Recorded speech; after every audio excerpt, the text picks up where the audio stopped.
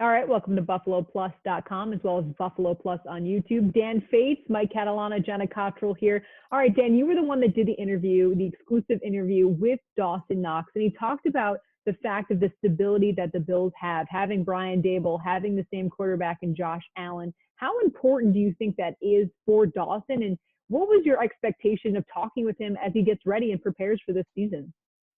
Yeah, I think it's funny. We've gotten kind of mixed reviews when we talked to.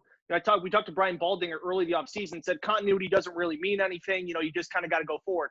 When I asked Dawson about it, he was so relieved about the continuity coming back, as they're not learning anything new. They're just kind of tweaking what they already know. He says that it's just like this. They have Zoom meetings where they are installing plays. So they're going over pre-snap motions, things that they've already kind of known. It's much more tweaking than fully installing something new. And he said that he would hate to be on a team that had a new offensive coordinator or a new tight ends coach. He says that he loves the fact that the tight end room is all the same, that he can still lean on Tyler Kroft and Lee Smith to learn all of those things. So he was the first guy that we've gotten to talk to about this offseason, about the virtual learning.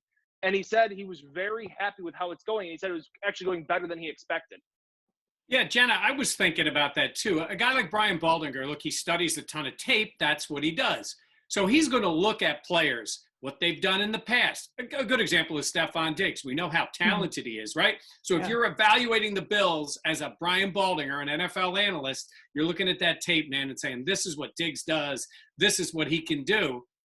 But then there's, boots on the ground. There's the reality of what it's like for a team. And Stephon Diggs, I'm trying to think, has Stephon Diggs ever even been to Orchard Park? Has he been connected with the team? He didn't have an actual visit.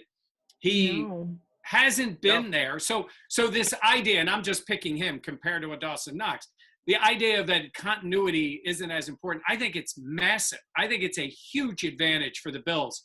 Think about that player. Think about that guy. And Dan, when he's got his teammate John Brown talking about him being a breakout guy, that had to feel good for him. Yeah, I was wondering how much, some players, like, they're not on social media. So I was wondering if he had heard that John Brown had said in an interview that he thinks he's going to could be a breakout player this year. And he said that was one of the biggest compliments he's ever gotten in his entire life, and a huge boost to him. He said it made him want to train harder and do more, because he said he's been texting with John Brown. He said he's been hoping to get in touch with Josh Allen to go up to Buffalo soon at some point. But to have those words of encouragement from a veteran, from a guy like John Brown, was what meant a lot to him. And what I didn't know, and Jenna, go ahead. No, I mean, speaking of veteran, I want to ask Mike, I think you're a veteran. You'd be considered that by now. You've seen a lot of guys come through Buffalo. Seeing the rookie year that Dawson Knox has had, do you believe he has the capabilities to have a breakout season like John Brown? Absolutely. Because, we saw the flashes of what he can be, right? Dan, you know what analogy I'm going to use? I'm going to use the golf one. I'm going to go birdies and double bogeys. And we saw Dawson Knox. Look at the play he made in Foxborough at the end of the year on that deep ball from Josh Allen.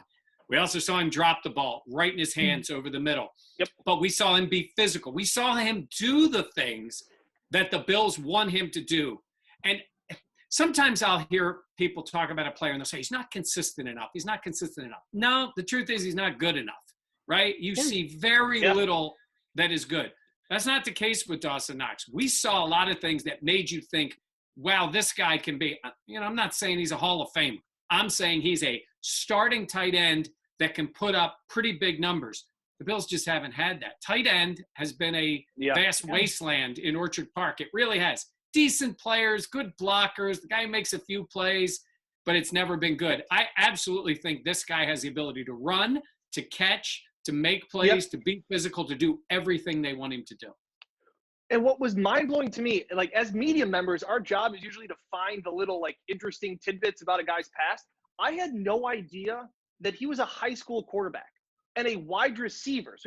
And this is a guy that's also had injury problems since he's been at college. It was not being able to stay healthy. He broke his leg his senior year of high school, was redshirted at Ole Miss his first year, and then never played more than 9 games. So I was asking him about what that transition has been like, because I was like, wow, like, most players are playing a position their entire lives, and then they're working their way through it. And for him, he was saying that he still feels like he's kind of getting his feet wet. And he says how lucky he has been to have Tyler Croft in the room and to have Coach Boris and to learn from those guys.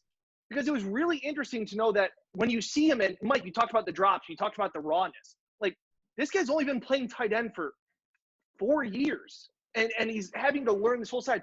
He said he went to Ole Miss at 210 pounds. Said he had no chance of blocking anybody. And now he had to work his body up to get to 265, to get his muscles in order so that he can block 300-pound freaks. Like, that's mind-blowing to me, that to be learning a new position at the NFL level has got to be one of the toughest things ever.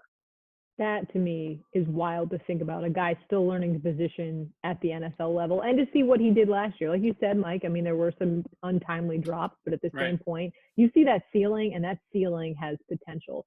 Now, I feel like we can't talk about Dawson Knox, though, without mentioning his hair. And I know, Dan, that you touched on that topic in your interview as well. Yeah, Dawson is living a pretty nice life. He was just about to go golfing. Birds were chirping. Everything's pretty well in Nashville. Yeah, he's doing pretty well. He wasn't too affected. His family wasn't affected by the tornadoes or the power outages, so everything's going fine. I asked him about his hair. He said he hasn't gotten it cut in months. He has no idea what's going to happen with it. It has now turned into a personal experiment, and he thinks there's a possibility that it will just turn and go out more and turn into an afro. So we'll all have to wait and see.